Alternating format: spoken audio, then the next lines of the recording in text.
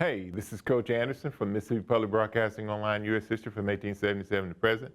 Today we're going to look at Unit 14. We're talking about the rise of modern America. We're going to look at lesson number 3, the George W. Bush presidency from 2001 to 2008. George W. Bush comes in, to the presidency after having lost the popular vote, but still wins the election because he wins the electoral vote count. But we're going to find that he's going to face some very large difficulties when he becomes president of the United States of America. And we're going to find out whether or not he was up to those particular challenges at this time. What we're going to do first is look at our 2 unit focus questions. And as I said, with the unit focus questions, we will not answer them at this time, but we will at the conclusion of the unit. How has globalization affected the development of the modern America? 2, how has grievance affected the American political landscape? Now, what we'll do, of course, is look at that vocabulary here. And just as we always tell you, go ahead and take out your journals at this time and write down these terms and define as many of them as you can. And as they come up in the lesson, we'll try to address as many of them as we can. All right, we'll start with the lesson focus question. This is, how did 9/11 change the United States foreign policy approach regarding the Middle East and terror? Now, once again, George Bush becomes president of the United States of America at a very, very difficult time for him, because he has to make some big decisions that not many presidents in his particular position had to make. So, in looking at it, before we get to that, let's look at the journal topic for today, or the do now activity. And what it is this question. Go ahead and write it down at this time. It says, what challenges might a president face if he becomes president while losing the popular vote and winning the electoral vote? So at this time, tell us what you think.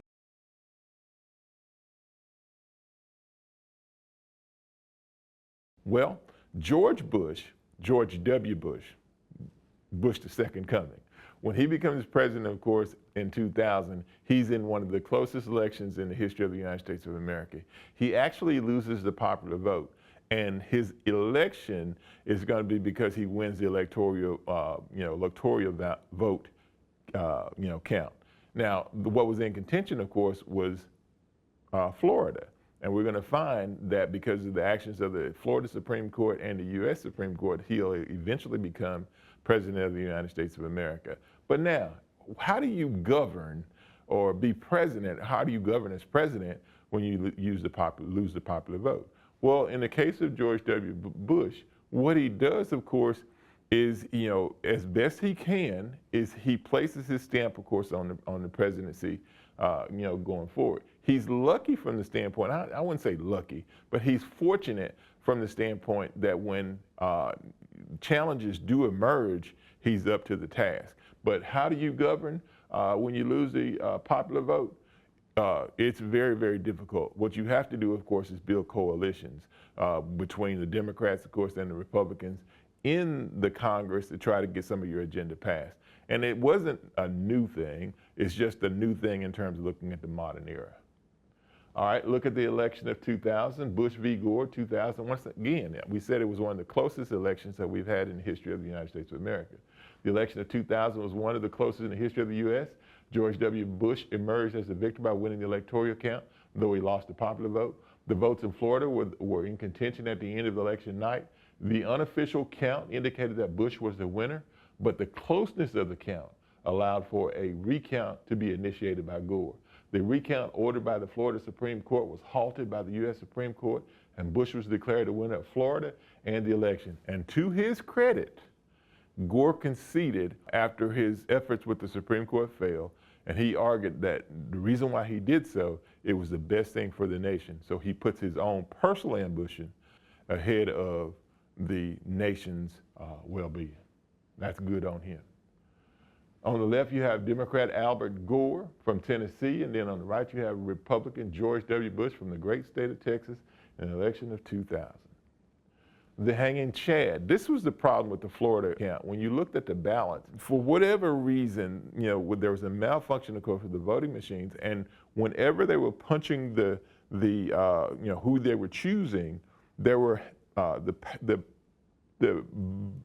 ballots weren't being punched correctly. And because of that, some of the paper was still, hanging onto the ballots, and they had to go through and decipher whether or not, the voter intended to vote for Gore or whether he, intended to vote for Bush. So that becomes a contention in the election of 2000. But at the end of the day, after the end of the election of 2000, George W. Bush, the son of George H.W. Bush, becomes president of the United States of America. September 11th, 2001. Now, one of the things that happens that causes Bush a great deal of sleepless nights, I'm sure, as president of the United States of America, is what happens in 9/11, 2001. In 1979, the Soviets invaded Afghanistan. Osama bin Laden was one of the Muslims that answered the call to come to Afghanistan to fight for the Soviets. In 1988, bin Laden created al-Qaeda, which would start a campaign of terror against Western nations like the United States.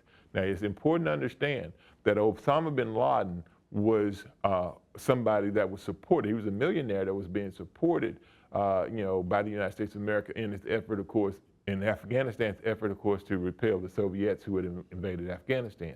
So at one point, he was not necessarily an ally of the United States of America, but he was somebody that we backed because he was against the Soviet Union in Afghanistan. On September 11, 2001, bin Laden and al-Qaeda flew planes into the World Trade Center and the Pentagon, one of the worst acts of terror against the United States in its history. Over 3,000, of course, were killed. In October 2001, Congress passed the Patriot Act and created Homeland Security to protect the United States from terrorist threats. October 7, 2001, the U.S. declared war on al-Qaeda and the Taliban. So, George W. Bush has only been in the presidency, a little, less than, 9 months or so, and now he's faced with this particular challenge. And here's Osama bin Laden. He was the founder of al-Qaeda that masterminded the 9/11 attacks on the United States. Here's a picture of the World Trade Center. I remember where I was. I was teaching a U.S. history class when this happened, and the consensus was with a lot of people, as a lot of people, saw this happen as it transpired on television when they showed it over and over again, is that the United States of America must be under some kind of attack. Bush and 9/11 video. What we're going to do is give you a few minutes and let you look at some of the events leading up to the 9/11 attacks to give you some insights in terms of what Bush's thinking was and what was his response and the response of the United States of America to one of the worst foreign terrorist acts, of course, in the United States of America. Now, we'd had terrorism before. We had Oklahoma City, the Oklahoma City bombings, which was an act of domestic terrorism. But in terms of foreign terrorism, this is the worst one that we've had on American soil. So what we'll do now is we'll pause at this time, allow you, of course, to navigate to the video, the lesson description, access the video and watch the video, complete the activities that accompany it. And when you finish with those, convert them into a PDF file, turn them into your teacher so that you can receive a grade.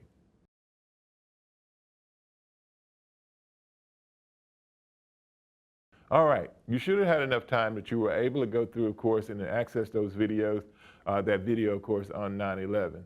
And once again, it's one of the worst attacks in the history of the United States of America, and to his credit, George W. Bush was up to, the task, of course, of providing the leadership that the country needed on September 11th, 2001. He actually becomes president of the United States of America, regardless of whether or not he was, won the popular vote or whatever. He's America's president at that particular time, and America rallies behind George W. Bush. So, once again, copy that information, the answers that you had, of course, on the activity, turn them into your teacher, of course, to be graded. All right, we're going to look at the Bush presidency in terms of what happens here on the domestic front. George W. Bush inherited a strong economy and a budget surplus from the Clinton administration. The threat of a new war and the beginning of a recession slowed the economic prosperity of the early 2000s. To improve the American economy, Bush passed tax cuts which allowed the economy to rebound. However, the tax cuts caused the Bush administration to use up the budget surplus from Clinton and create another budget deficit. So here we had President Clinton, of course, that had done away with the national deficit, and now we have Bush, George W. Bush comes in, and because of the war, that we get involved, of course, with al-Qaeda, of course, and the Taliban in Iraq, now we're in a position where we're eating into that budget surplus, and for the first time again, since the Clinton administration, we're starting to get in debt again. Bush was able to defeat John Kerry in the election of 2004 despite American economic struggles, And primarily the reason why he was successful is because of what he was doing, of course, in foreign policy. Here's John Kerry. He was the Democrat that was defeated by Bush in the election of 2004. All right, what we want to do now is look at a lesson focused question. It says, how did 9/11 change the United States foreign policy approach regarding the Middle East and terror? Well, we had to do something different to protect ourselves. And one of the biggest things of creating starting the war on terror. After 9/11, the U.S. adopted a broad sweeping approach to combat global terrorism, which was dubbed the War on Terror. The approach would contain targeting state-sponsored terrorism nations. So any nation that promoted terrorism and didn't do enough, to prevent terrorism in their country, they would become a target of the United States of America. The approach would contain targeting state-sponsored terrorism nations, increasing counterterrorism efforts by utilizing the CIA and the FBI, engaging in military innovation when it coincided with American protection, and influence regime changes. So anytime that we felt like that there was a nation that was promoting terrorism, or we felt like that the leaders of a nation, of course, didn't have the United States of America's interest or have any, help to protect American interests and protect American citizens from terror, they became targets. And we, would support regime changes and put in favorable leaders that would protect American, from terrorist attacks. Well, what we try to do, of course, with 9/11 is give you some ideas about what it is, of course, that Bush, how he becomes president of the United States of America. I'm not talking about the election here, how he becomes president with his actions. And one of the things that leads to, of course, is it changes the American political landscape when it comes to the protection of American citizens from acts of terror. Acts of terror are different from acts of war when you have a situation where you're fighting an enemy, especially when you have a situation where you're fighting radicals like al-Qaeda and then the Taliban. So, once again though, this is Coach Anderson from Mississippi Public Broadcasting Online, U.S. History from 1877 to present. And remember what I always tell you, don't take my word for it, do your own research, draw your own conclusion, and with that, I'll see you next time.